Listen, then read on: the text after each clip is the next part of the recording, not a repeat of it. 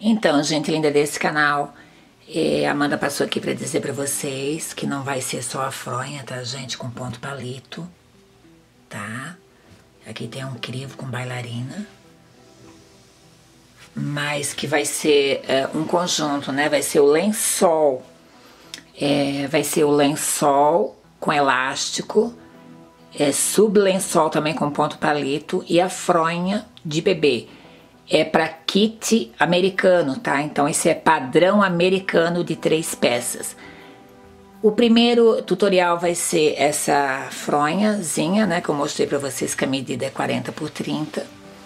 E depois vai ter o sublençol e o lençolzinho com elástico. E não esquece de dar o like, de compartilhar o vídeo, tá, gente? Fica ligado, porque esse aqui é maravilhoso, é embutido, tá? Fica perfeitíssimo.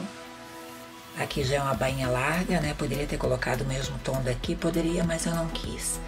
Tá bom, meus amores? É isso. A Amanda só passou para dizer para vocês que esse é o próximo tutorial.